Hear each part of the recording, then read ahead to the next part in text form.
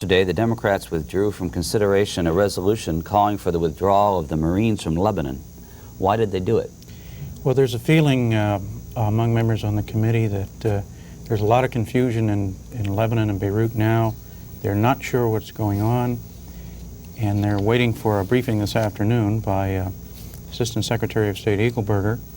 They're also afraid that any action they might take might be construed by the Republicans as aiding Syria or undermining the United States' efforts to arrive at a peaceful solution.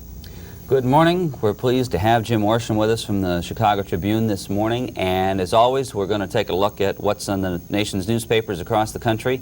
So as you reach for that other cup of coffee, please have your newspaper in front of the television set with you, and you can begin dialing now. We're going to talk for a few minutes with Mr. Worsham about the Chicago Tribune and what he does on the Hill. But keep in mind that we've got some phone numbers on the bottom of the screen for you to use, 202-628-2525 if you live in the eastern or the central zones, 202-783-2727 if you live in the Pacific or mountain zones. And we haven't been too good lately. We got a lot of people who say they don't read the papers in the morning or don't have them in front of the set. It's very helpful to our exercise here if you can share your experience with us this morning. Jim Worsham is one of two correspondents who works Capitol Hill for the Chicago Tribune. He's been working for that paper for the last 4 years. He's been here in Washington for 3 years. And during the course of his journalistic career, he has covered education, consumer, business, economic, and regulatory issues. He worked for the Boston Globe in Boston for 10 years. He has a Bachelor of Arts from Central Missouri State and the University of Iowa, where he has a master's in journalism. He's married and originally from Louisiana, Missouri. Welcome to C-SPAN. Thank you. We have the Chicago Tribune. I'll just give people an idea of what the Chicago Tribune looks like if they're not from that area. This, folks, is yesterday's paper, because what time of day do you get the Chicago Tribune here in Washington? We Jim get a Worsham? bundle of them in the early afternoon. Tell us about a few words about the Chicago Tribune. Where is it politically? Yeah, I would, the opinion pages are not really my department. I suppose it's moderately conservative. It is not the far-right conservative newspaper that it was under Colonel McCormick years ago. What is its circulation? It is daily circulation, I think, is between 750,000 and 800,000, and on Sunday it's almost 1.2 million. And how big is its bureau here in Washington, D.C.? We have 12 reporters here. And how is the mood at the Tribune since the recent events with Rupert Murdoch in Chicago? Well, we're just waiting to see what he's going to do over there. The Tribune has hired several of the noted people from the Sun-Times. Mike Royko, who is perhaps the most famous journalist in Chicago, has come over. And Lois Willey, who was the editor of their editorial page, has come over to be our associate editorial page editor, and we've hired a number of other editors and reporters. That's Mike Royko's column. That's on page 3 of yesterday's edition. How long has he been on staff now? I think it's about a month. Do you get out there very often? I haven't been out for about a year. All right, your beat on Capitol Hill is, or what is it? Well, there are two of us who cover Capitol Hill, and we do it on sort of a free-form basis. Depends on the issue of the day or the week or various projects we're working on. The two big issues up there now, of course, are the presence of the Marines in Lebanon and the federal deficit. Did you file a story for today? I filed a story for this morning's paper on acid rain. And because we don't have the Chicago Tribune here in Washington, if we've got some viewers who subscribe to that newspaper, please let us know. I think Jim Worsham himself would like to know if it's going to appear. What are the chances that it appears? Who knows? It depends on how much space they've devoted to Lebanon and how much space they have. All right, that's a good segue. Let's take a look at some of the morning papers that we get here, as we always do this morning. This is this morning's New York Times, and I think it's a headline that you're going to see a lot of as we go through the morning papers. Lebanon is the main story all across the country, across the papers that we get here. Gemayel foes seize key bases. U.S. gunfire supports regime. Reagan denounces Syria Syrian aid, map, all the rest. Story about the satellite over on the left, reference to the use of bombers, and there's a news analysis article further down. No place to go. The U.S. commitment continues to deepen. Survival of Gemayel appears threatened. Jim Worsham, what is your tack going to be this week? Are you going to try to integrate some Lebanon stories in your Capitol Hill coverage? We'll be following whatever goes on in the House and Senate on the Lebanon resolution. As you know, there is a resolution in effect now in which Congress gives the administration authorization to keep the Marines there until April 1985. And there is a lot of support in both parties to shorten that, to bring them home. But at the same time, there's a feeling that no one in Congress wants to undermine the administration or encourage the enemy to hold out against the Lebanese or the United States troops. I want to talk about Stephen Roberts' article this morning in the Washington Talk page of the New York Times on the foreign policy tightrope. And further down here, he has a paragraph that I would like you to comment on. The current increasingly acrimonious debate on Capitol Hill over the Reagan administration's policy in Lebanon has revived a critical set of questions. What is the proper role of Congress in the making of foreign policy? Should politics, quote, stop at the water's edge, unquote? How exactly does Congress make its voice felt? What's your answer to that? Well, there is quite a dilemma up there as to how far they should go in any kind of resolution in telling the president how to deal with a diplomatic, foreign affairs, military matter. Congress cannot give him tactical and strategic instructions, and even Speaker O'Neill, who has become highly critical of the U.S. role there now, mentioned that the other day. We can't tell him exactly how to deploy troops and what to do this hour or next hour when that happens. They have to set policy and leave the tactical decisions to the administration. The president is the commander-in-chief. You were at the hearing room yesterday when the proposed, or when the resolution for withdrawal was withdrawn. Well, the House Democrats on the Foreign Affairs Committee had a closed-door session late in the afternoon. Just before that, they'd been asked by the Republicans on the Foreign Affairs Committee to delay any committee vote on that resolution. And they had about a session of around an hour, and they agreed to do that. Speaker O'Neill said earlier yesterday that there wasn't any chance that they could get that resolution to the House floor before Congress goes on a recess beginning this Friday. This morning's Washington Post, Beirut under attack, U.S. warns Syria. Militiamen seize much of city, and I think this is a photograph we're going to be seeing more as we go across the country. It showed up in some of the other papers we have here. Two anti-government fighters hold 75mm gun in their hands to fire at a Lebanese army position in West Beirut. Such guns are usually mounted on vehicles. And then another news and analysis story. Crisis tests Lebanon's and U.S. trained army. Let's go to the phones. Phone numbers are on the screen or will be shortly, and we'll be taking your calls in just a second as we talk more with Jim Worsham, who's the Capitol Hill correspondent of the Chicago Tribune. Boston Globe for 10 years. What'd you do there? Well, for a while I was a copy editor on the copy desk, and then I covered education for 4 years. Boston school busing and higher education. And were you there during the late unpleasantness? No, I was there during the unpleasantness in the mid-'70s. Mm-hmm. The situation has improved a lot.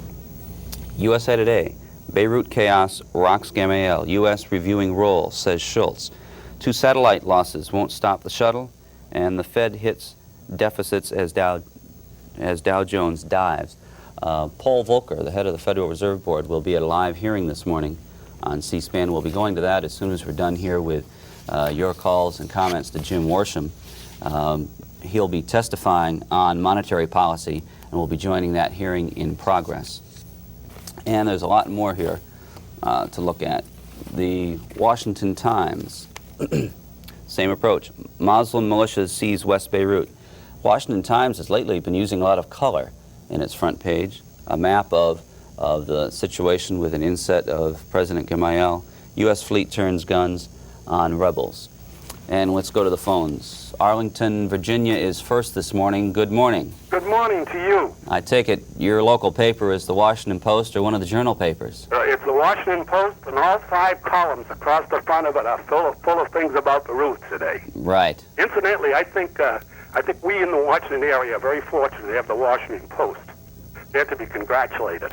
Their comprehensive reporting on the Beirut situation over the past year and a half has been fantastic. Have you Have a seen? marvelous group of reporters.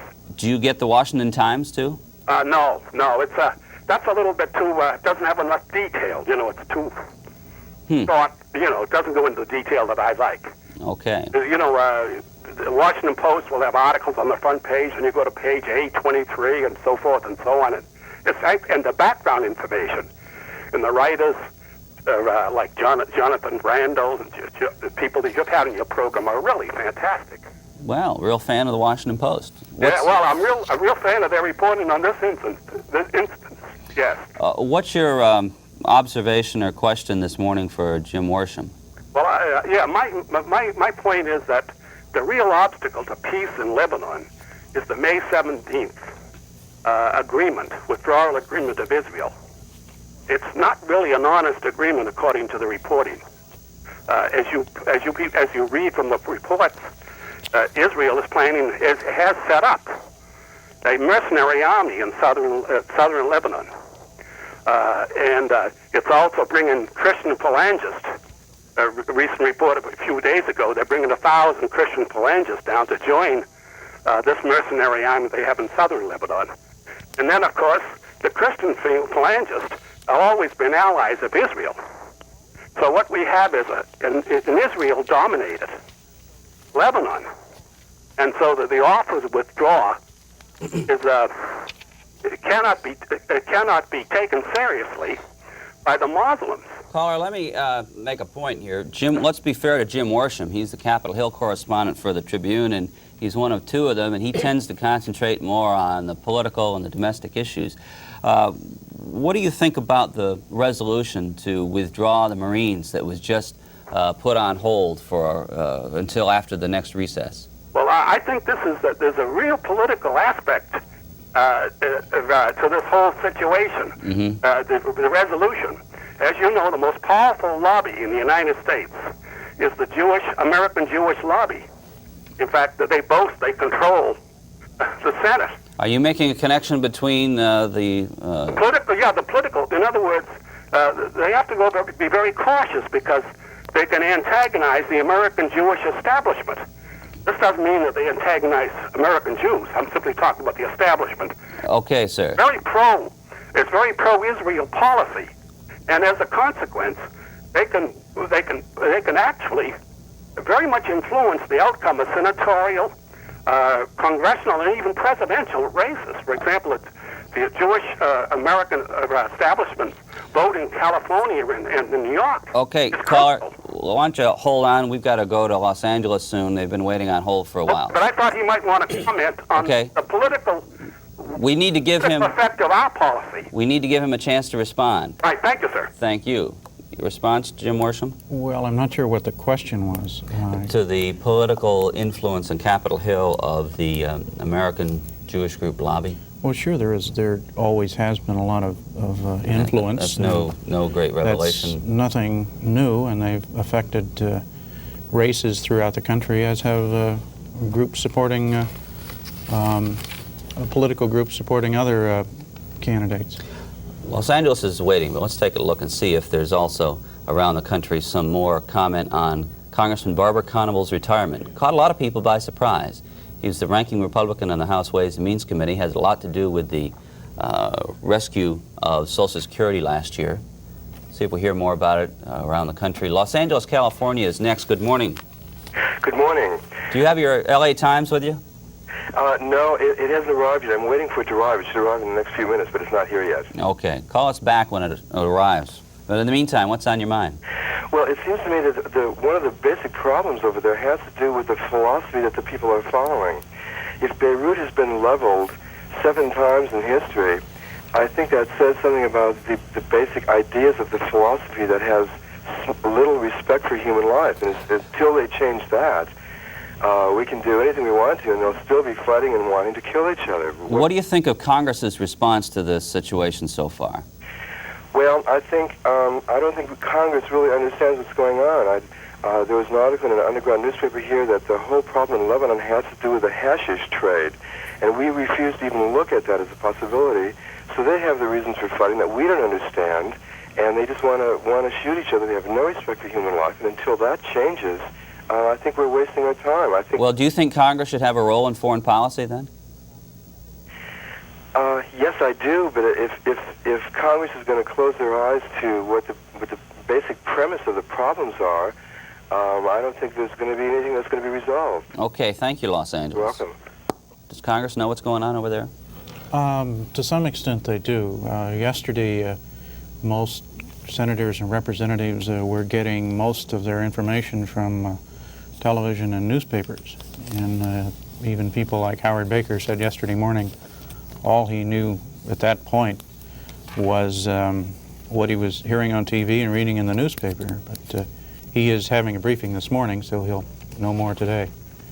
The Philadelphia Inquirer this morning. Rebel fighting engulfs Beirut, city under fire, army loses ground, and there's a repeat of that photograph we saw earlier this morning already. And then just above the fold, Feldstein foresees $300 billion deficit. Boston, Massachusetts, we're going to hear from next. Good morning, Boston. Do you have the Globe? Yes. No, I do not have the Globe yet. Okay. What's on your mind? I'm a Lebanese, and I just came back from Beirut about 10 days ago. Mm-hmm. And yesterday I called Beirut about 6 times. Did you get through? Yes, I did. What'd you find out? I found out what I've been finding out for the past 10 months. The Lebanese, you see, I'm a Christian. Mm-hmm. And the way they see it, the main blame they put is on President Amin Ismail for choosing the American option over the Israeli option, because they have been telling him for the past 10 months that this is where you're going to get with the American Congress. In each conflict they've had for the past 30 years, they never let the president come out with a decisive position. It happened in Vietnam, it happened in Korea, and they know that the Congress at one time or another is going to back out. And when Israel was in there, it had the opportunity to rid Lebanon of new forces. It did get rid of the major part of the PLO, but still President Gemayel did not choose the Israeli option. He bowed to the American pressure of not dealing with the Israelis. The Americans on the 17th of May pressured him to come to the agreement with Israel, and then they backed out, and then they said, now go and deal with the Syrians. The main problem in Lebanon now is the May 17th agreement.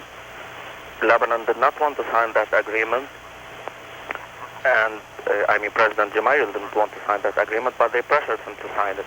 Caller, how do you think Congress is handling this situation? Well, I listen to CSPAN almost daily, Mm-hmm. and I see what congressmen are saying. Many of them don't have an understanding of what's going on over there. How do you solve that?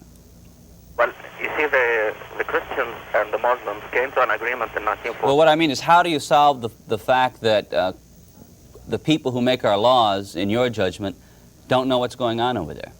I can't solve that, but I see that the president has an understanding and the administration has an understanding, but they're not just getting a free hand from the Congress to do what they're supposed to do. All right. Thanks for the call, Boston. Kind of a press issue. This is in today's New York Times. It's something I want to ask you about as a working journalist. War zone access by press affirmed.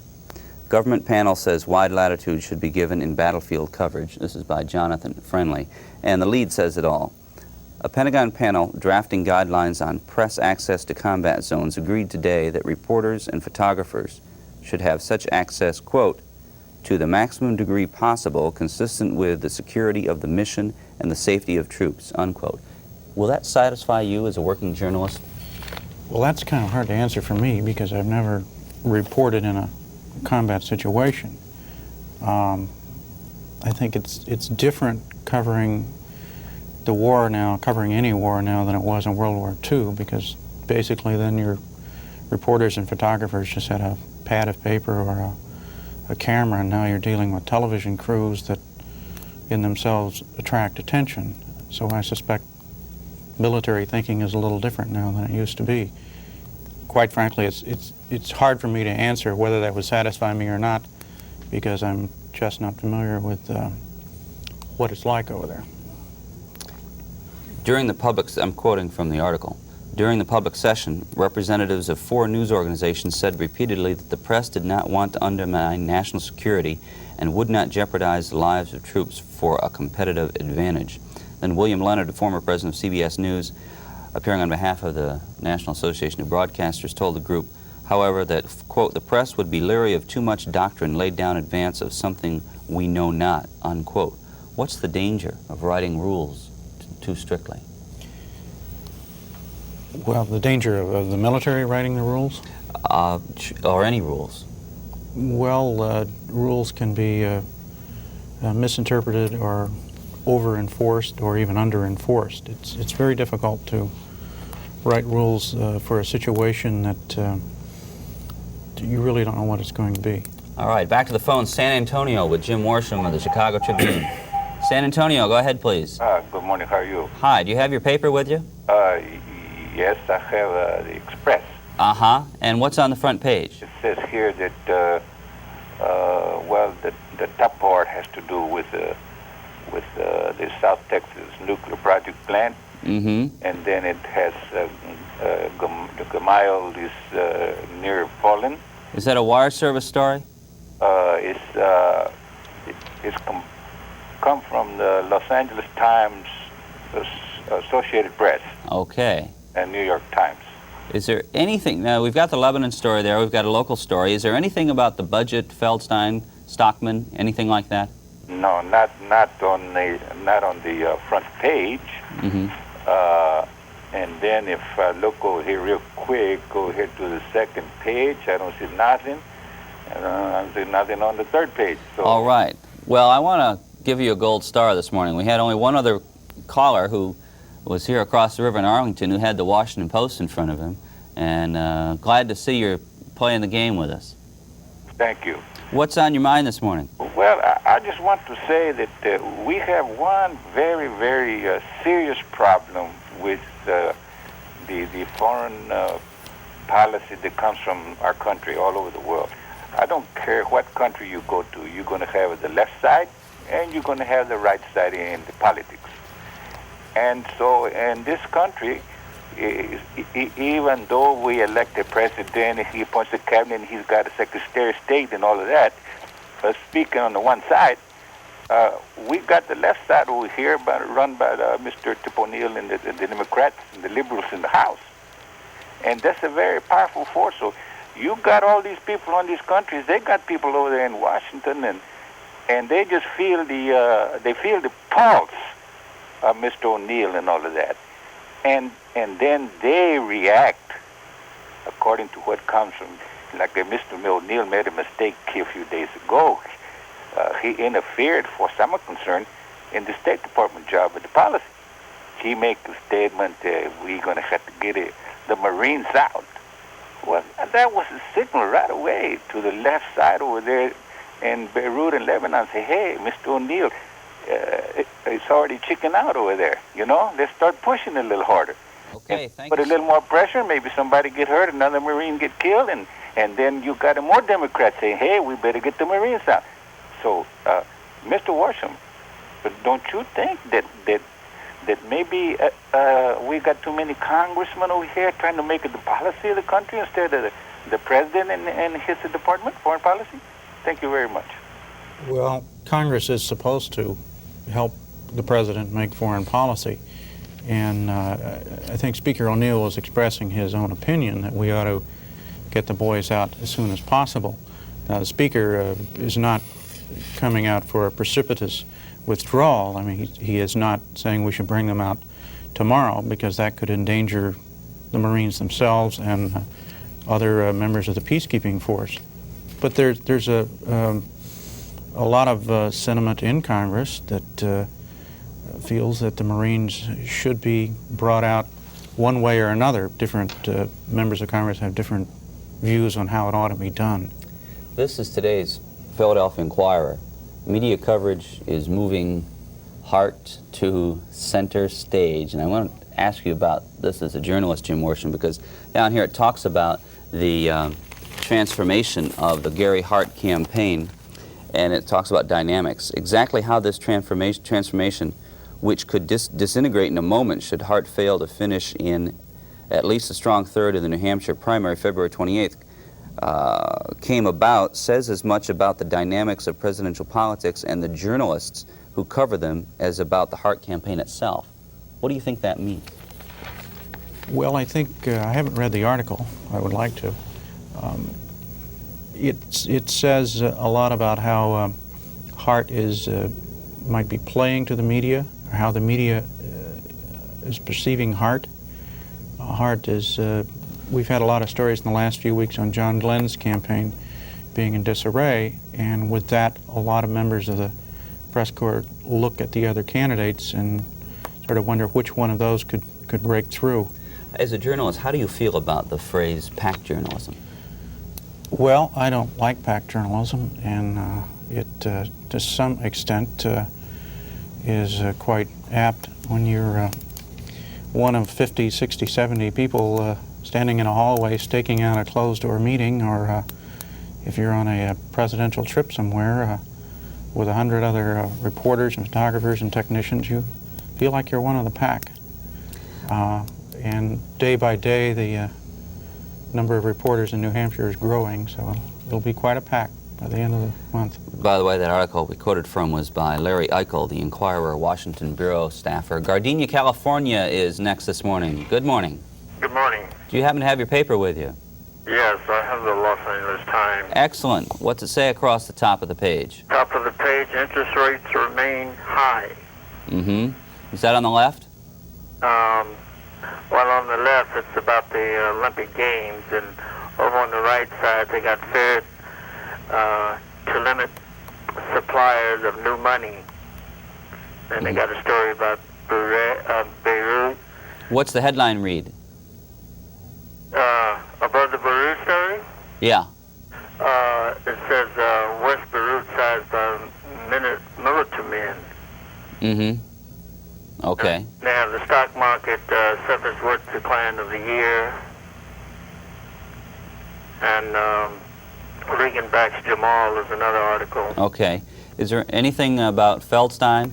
Yes, they have on the editorial page, which is by, it's not by an individual, it's just kind of an editorial comment, and it says a house divided, and it talks about the difference between Secretary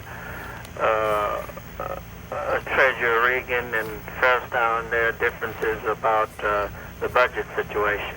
Okay. What's your comment or question for Jim Worsham this morning? My question is why there's not more publicity given to the fact that the administration tried to project the image of being of saving money when the administration want to give $8 billion to the international bankers. Okay, thank you. Well, I'm not sure I understand the question. Caller, are you still on the line? Yes. You want to repeat your question, please? Well, my question is why there's not more publicity about, from the reporter's standpoint, I mean, about the fact that the Reagan administration pretend to be saving money, and one area they want to give $8 billion to the international bankers. You know, that's been going on for a couple of months or so. Are you talking about refunding the International Monetary Fund? Yes, with $8 billion. Okay. Well, on the one hand, the administration does want to cut back on a lot of programs, but there are some programs they want to expand. And this is apparently one area. I'm not completely familiar with that, but the Reagan administration is not cutting everywhere. they're building up defense, and they're adding to that program too. But the caller seems to think that that isn't getting as much publicity as it deserves. What do you think? Well, I'm not that familiar with the issue, but I suspect it depends on what paper you're reading and how they judge a story of that kind. By the way, we're still waiting to hear from somebody in the Chicago area who might have a copy of this morning's Chicago Tribune for a couple reasons. One, Jim Worsham would like to see if his story that he filed the other day is going to actually appear. And I guess you won't know what the headline will be, will you? No, we don't write the headlines. Mm-hmm. And what was the article about? It had to deal with the 8 candidates for the Democratic nomination for president uniting and calling on Congress to pass some sort of acid rain control program. Okay, Chicago Tribune readers, we want to hear from you. Southfield, Michigan, good morning. Yes, sir. I have the Detroit News in front of me. Boy, we're doing good this morning. What's it say on the front page? Well, this is the Monday news. Lebanon Premier Cabinet resigned in bid to ease crisis. Israel may pull out of Lebanon. And the inside page, there's an article, Vice President Bush backs up Palestine and bid for bipartisan support with Democrats on economics. Is that a story about his appearance on the Sunday morning talk shows? I didn't read the entire article. Mm-hmm. I was just glancing through the paper. Okay. But the part I wanted to really mention was about Israel pulling out of Lebanon. I think what is happening there, and I heard the previous caller, mention the fact that Israel, its lobby is pressuring the United States for support in that area. I think the United States has been effective with the Marines, although the danger to the Marines is very apparent.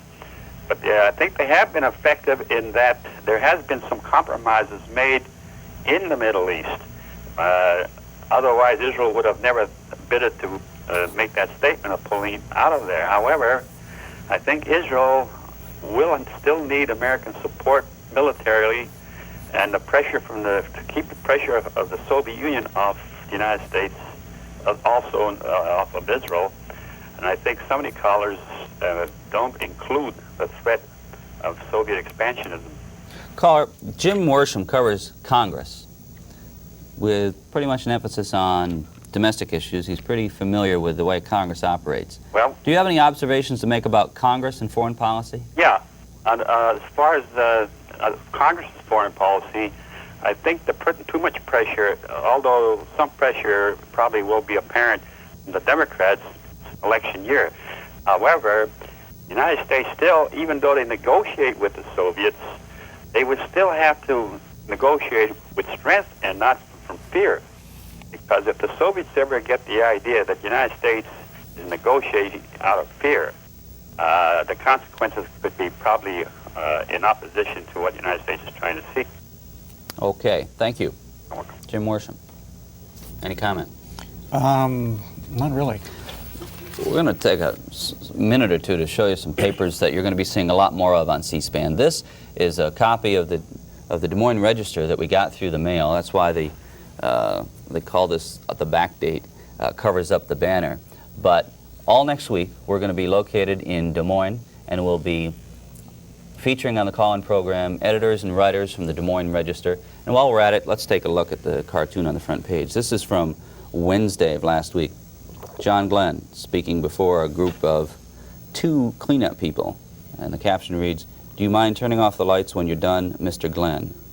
And if you can get closer, you can read the text of his speech that says, "This race has just begun." And we're talking to Jim Worsham of the Chicago Tribune, who's a Capitol Hill correspondent there. Next call for him is from Los Angeles, California. Good morning. Good morning. How are you? We're doing just fine here. Okay. Do you have your paper in front of you? Yes, the paper is the New York Times. We don't get the Los Angeles. Oh, today's edition of the Times?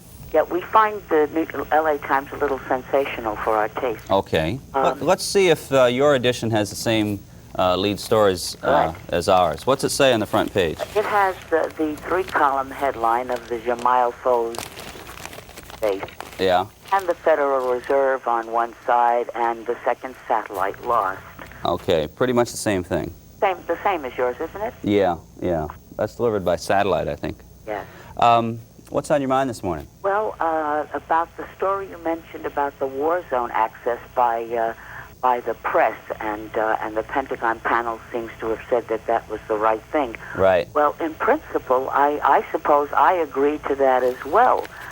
However, I think what the American public is saying in siding with the present administration is that while Walter Cronkite and a lot of important press people say that we need impartial observers, I think what our country is saying is that the press has become not partial, very partial observers, not impartial observers at all. That you are very partial in the way you present the news, and some of it is not responsible journalism. Some of the answers I find really very disturbing. The press is always saying that, well, we make mistakes and in crises and under pressure we make mistakes, but they still feed us or serve us the news and demand that we take it the way they feed it to us. There's such an arrogance there. Caller, hold on. Let's have Jim Worsham respond to what you've said so far. Is she hitting you where you live? Well, we hear this an awful lot. A lot of times it's the people don't like the news, so they say that we're doing something wrong to it or distorting it or packaging it in a biased way. But you can read a newspaper, you can watch television, you can listen to radio and get different accounts of the same story. There are just different ways of covering it. I know most of the people I know try to cover it as fairly and as accurately and as thoroughly as possible. But obviously all reporters are people, and every person... I wonder if I could respond to that. Sure. A perfect example of this, I mean, that's a very typical press answer, but a perfect example was after the Grenada thing and the press exclusion, there was such a lot of self-examination by the media and outrage expressed and panels and conferences that just go on. And the media, of course, examines itself and then exonerates itself. And one of the examples that I'd like to give is, I can't count now how many journalists, people who had been editors, et cetera, saying, we must have impartial observers, because look at the terrible mistakes the American government made in reporting Grenada. They told us only 1,100 Cubans were there, and Cuba told us 700, and Cuba was right. Now there's a perfect example. The willingness to take Cuba's figures rather than our government's figures. Okay, thank you, Los Angeles. Well, sometimes you get figures from the United States government about something that don't necessarily coincide with what your own investigation has turned up. Still waiting to hear from Chicago. In the meantime, Orlando, Florida is with us. Go ahead. Good morning. How are you? We're doing fine here. Do you have your paper with you? I do. The Orlando Sentinel has a two-column head on the right side. Worsham cabinet resigns in Lebanon. Actually, the most prominent headline on today's paper has to do with the runaway satellite. I've got a question for you and a question for Mr. Worsham. I'll shoot. Number one, really what is the premise of this program? In a general way, not just this morning's premise. Okay. And Mr. Worsham, I'm going to pose these questions and hang up and listen. Okay, but I want to ask you another before we leave. Sure. Okay. The second question is to Mr. Worsham, and that is, in his understanding of the relationship between the executive and legislative branch of the government, is it really possible for Congress to set foreign policy of the United States government? Because I believe in the long run that's really why the United States is getting into trouble all around the country, all around the world, excuse me, and more importantly, what prevents democracy and capitalism from being a more popular form of government. We seem to falter, to not be able to pursue as an effective, aggressive foreign policy as totalitarian governments. So really, when you analyze where democracy and capitalism is in the world, it comes down to how we govern ourselves and how we relate as a government to the world in which we live. If there's something intrinsically wrong with the way our foreign policy is administered, perhaps it's because we just haven't invented a better way for the executive and legislative branches of government to deal with foreign policy. Okay, caller, before you go, have you seen this program very often? I've seen it twice. Twice. Okay. Anything else? Not a thing. I'd like to listen to you discuss these two points, unless you want me to hang on and cross-examine. I think not. We're going to have another call on the line very soon, and we don't want to keep them waiting as well. Thank you very much. Thank you. Jim Worsham, why don't you go first? All right.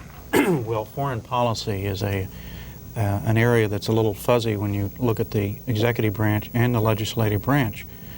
Congress has the authority to declare war and to appropriate funds to carry it out. The President is the Commander-in-Chief and the Chief Diplomatic Officer of the government. 20 or 30 years ago, foreign policy was basically bipartisan, but with the Vietnam War and the 1970s, a lot of members of Congress felt that they should raise objections when the President does something in foreign policy they don't agree with. Of course, it is a fuzzy area, who has what powers, how far should Congress go, and restricting the President. That's not written in the Constitution or necessarily in any law. So they have to kind of gauge for themselves. A totalitarian regime, of course, can conduct a more efficient, probably more effective foreign policy, but I think it's been said 1,000 times, democracy can be inefficient and slow, but if you want one of the others, you can take that too.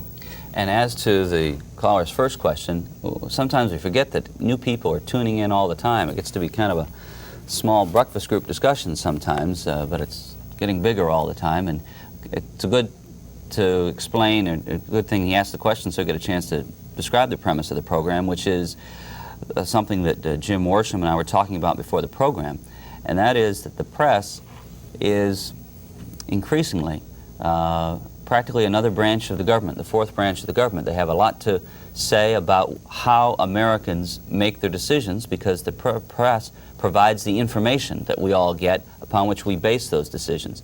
And this is one program where viewers can talk back to the men and women who write the news that you read every morning or every afternoon in your daily newspaper, and a chance for the journalists to hear what people think about the job they're doing. And so far over the last year that we've been doing this, we've discovered a few things about how major stories are played across the country and how they vary subtly from time to time, many times, and I think if this is the second time that the caller from Orlando has seen the program, he wouldn't be surprised that a lot of the stories seem to be the same. But every now and then, there is an interesting difference that our guest journalists can offer some insight into and tell us some of also the mechanics of how they report the news. Anything more, Jim Worsham, on that before we go to Irving, Texas? No, let's go to Texas. Okay, Irving, Texas, good morning. Good morning. Do you have your paper, sir? First off, I'd like to say you run an excellent program. Well, thank you. I've watched for about a year now, and this is the first time I've been able to get through, but it's been a real interesting program. What do you find most valuable about this program? Is it being able to ask a question of the journalists or the look at the nation's headlines? Well, the questions to the journalists generally provide the most interesting comment from the American public. Mm-hmm. Really great that y'all are able to go from coast to coast, north, south, east, and west, and get varying opinions from all walks of life. Okay. The question that I had for Mr. Worsham was the situation of the Iranian hostage crisis that I believe ultimately brought down Jimmy Carter when President Reagan was elected. The civil war is just erupting in Lebanon now. I mean, the most conservative person would have to say it's falling apart. And the Italian, French, British, and American troops are soon to be in a situation where they're going to have to fight for their lives just to be able to get out in one piece. Could you see that situation prolonging itself until the election, or do you think Congress would take steps to to rectify the situation and get the Marines out before a total chaos situation erupts?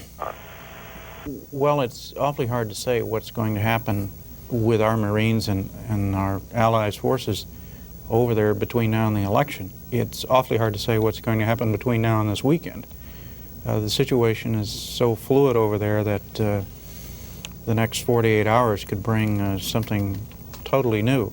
The current authorization for troops runs until April 1985, but it is possible that the administration may want to find a way to get the Marines out of Lebanon, because once our Marines are out, then it's much less a sensitive issue domestically and politically.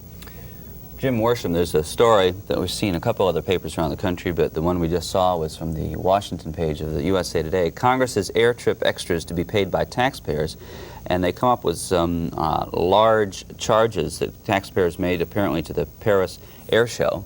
And then again in this column there is a reference to New York Congressman Representative Barbara Conable retiring after 20 years. Do you know Barbara Conable? No, I don't. What's his reputation on the Hill?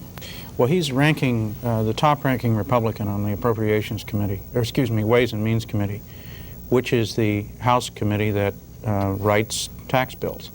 He's known as a very effective legislator and is respected by members of both parties. All right, San Diego, California. Good morning. San Diego. Yes. Do you have your paper with you, ma'am? Not this morning. It's a little early. I can't work both you and the paper in at the same time. Okay, well, that's the best excuse we've heard all year, by the way, for not having the paper. Okay. What's on your mind this morning? Well, I have my Constitution here, Mm-hmm. and from what I just heard, it sounds just a little bit like me that they are trying to make some kind of regulations prohibiting the free exercise of the freedom of speech. I mean, the press. And I don't like it. You referring to the Pentagon panel that we were talking about earlier in the program? Yes, where they were setting up some regulations. So you have some fear that these regulations are an infringement on the right of free speech and freedom of the press? I certainly do. Uh-huh. How do you think others feel about that? I mean, there's... I have this growing fear that there's a tendency toward not wanting to know, and it frightens me. And another thing that frightens me is the figures that we get every time there's something happens in Lebanon. We hear about a minimal body count or something like that, and to me, no body count is minimal. All those people have relatives, and I don't mind watching their relatives cry. I want to know that somebody cares about those fellows. How do you feel about the press criticism of the Reagan administration's restrictions on their access to the Grenada invasion? I feel that they have every right to be really upset about it, because I want to know about those things. I want to know what my government's doing. Okay, anything else? Well, I think that just about covers it. I could think of a lot of things. All right, well, we'll use that one for this morning. Jim Worsham, some strong feelings on the other side. Well, I agree that any kind of restriction on the press is something that the press and the public ought to be interested in and want to know more about. I think I certainly have always come down on the side of more information rather than less. And whenever you have restrictions, even in a war zone, and I'm not familiar with the mechanics of restrictions in war zones, I think it's something to be concerned about.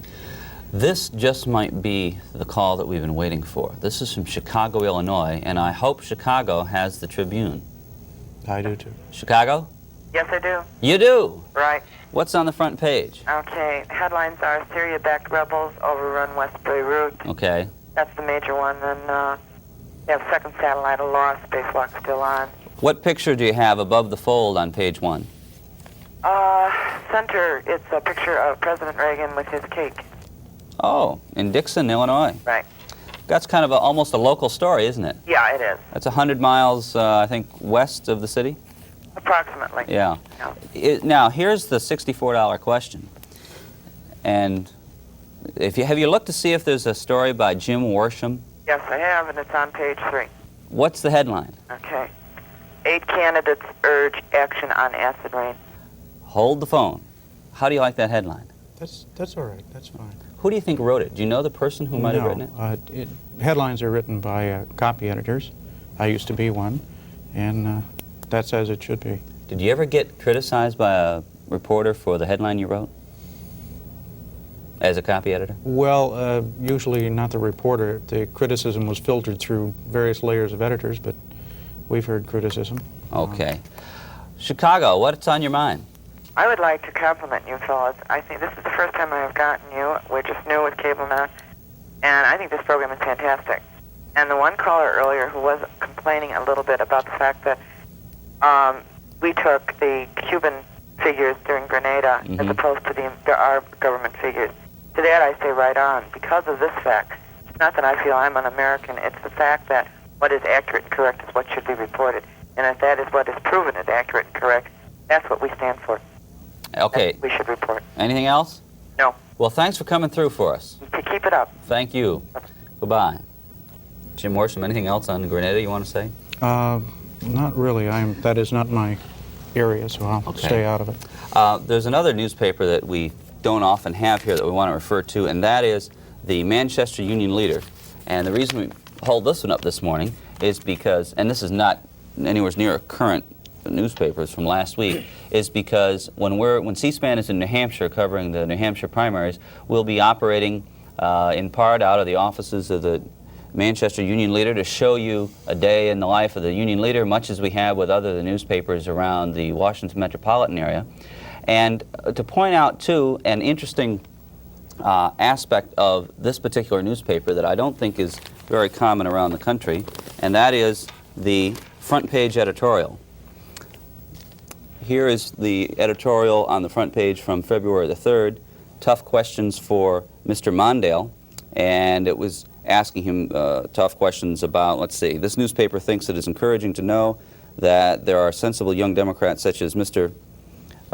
Singos who have not lost sight of their responsibility to ask the tough questions about the man presumed to be the party's leading contender, and it had to do with a letter to the editor that appeared in the same paper, and a similar front page editorial from another edition of the Union Leader on the day after the president announced his candidacy for re-election. A one-word editorial. Reagan runs again. Wow. And it's a signed editorial by the president and publisher of the Union Leader, Naki Loeb. Gardenia, California is next this morning. Good morning. Good morning. Hi, do you have your paper with you? Yes, LA Times. Ah, okay. Above the fold is West Beirut seized by militia gunmen. Mm-hmm. And this is something interesting because just below that is House Democrats put off bid for Marine withdrawal. What do you think of that? Well, what I think, and it's pretty upsetting, when you think about this, we're one of the biggest power in the world. And when you talk about militia gunmen, you think that, and I want Jim to comment on this, we can't handle a bunch of what I consider bandits, and all being the person that I'm pro-illegal, let's think about this. But, I mean, we could just stamp them out in a minute and get out of Beirut and settle up for, get the thing over once for all. Why have all this big armament that we have, and we can't handle a simple little thing like that because of politics? Okay, caller. Jim Worsham is more of a reporter of the Congress than military affairs. How about if we ask you what your reaction is to Congress considering a resolution that would ask for immediate withdrawal? Well, see, in Washington, I got nothing against Reagan first. Mm-hmm. You know, we need a man's man in Washington. You know, I mean, this business appealing to old women and young kids. You know, that doesn't help our country a bit to be a movie star and what they call a #1 communicator. Now, we need a man up there like Goldwater. We passed up a beautiful chance to elect him president, and we wouldn't be having this junk that we're having now. Okay, thank you very much. Jim Worsham, comment? It sounds like this gentleman wants a much stronger use of American military force, and as much as I don't know about the military force, I think there's a reluctance to use it for fear of escalating military conflict in the Middle East. We're very pleased to welcome a new affiliate to the network this morning, Centel Cable TV in Humboldt, Iowa. You can watch C-SPAN there on Channel 3, and the system manager is Merritt Torgerson, and that'll be nice to have new viewers out there. This afternoon at 5 o'clock East Coast time, assuming that the House is not in session, Congressman Ron Packard, a Republican of California, will be our guest. And then later on tonight, Congressman William Ratchford, a Democrat of Connecticut. We're continuing on as we wait for going to the hearing with Paul Volcker this morning. We'll take a call from Orlando, Florida. Good morning. Good morning. This is Orlando? Yes. Okay. This is Jim Huffman talking. Great to hear from you. Well, it's nice to hear from you. I've been listening to you for a year and a half, your programs, and I think it's excellent. Thank you. And I would like to ask you or your guest if my impression is wrong in regard to the budget and to the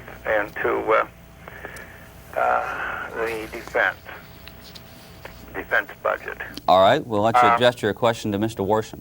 Yeah, it's my impression that the President, the Congress, Senate, and House, as well as the press, seem to make a big issue of the deficit. And my impression, they're like a fireman going to a fire, that when they get there, all they do is try to contain the smoke and just let the fire go. Like they make a big fuss about the word deficit and never do anything concrete about it. And I was wondering if it's too simple just to suggest that they consider a revenue collection system like we had before the Reagan giveaway of $650 billion in 1981 to balance the budget. Nobody seems to be thinking of that one angle. Okay, thank you, sir. Jim Worsham? Well, certainly raising taxes would bring in revenues, and that would reduce the deficit, but the Reagan administration is pretty dead set against any general tax increase, and they're pretty dead set against reducing defense spending. Now, this leaves domestic spending, and Congress is pretty dead set against that. So some sort of compromise has to be worked out. Whether it will or not this year remains to be seen, as they say. From where you sit, do you think Congress is going to accomplish very much this year? That's a good question. There's a possibility that they'll put together some package of spending cuts and some very small tax measures and some cuts in defense. Both Republicans and Democrats have let it be known they want to cut the defense budget. But I wouldn't look for anything big. Before we go, another look at yesterday's edition of the Chicago Tribune. Jim Worsham is the Capitol Hill correspondent for them, and recently acquired new columnist, Mike Royko. And it's a newspaper that we'll try to have here more often. We'll have to get your fellow correspondent in your bureau over here. Think he'd come over and do the show? Well, she might. I'll talk to her. We've just about run out of time with Jim Worsham. I want to thank him for participating with us. Thank you very much, Jim. Thank you. And thank you for your calls. Thank you for watching. Always makes the system work, and especially to the caller from Chicago who told us what first of all, that Jim Worsham's article appeared this morning and what the headline was. He seemed satisfied with that. Have a good day. Thanks for watching. Now in progress, over in the House Banking, Finance, and Urban Affairs Committee, Paul Volcker, the chairman of the Federal Reserve Board, is testifying. Let's join him.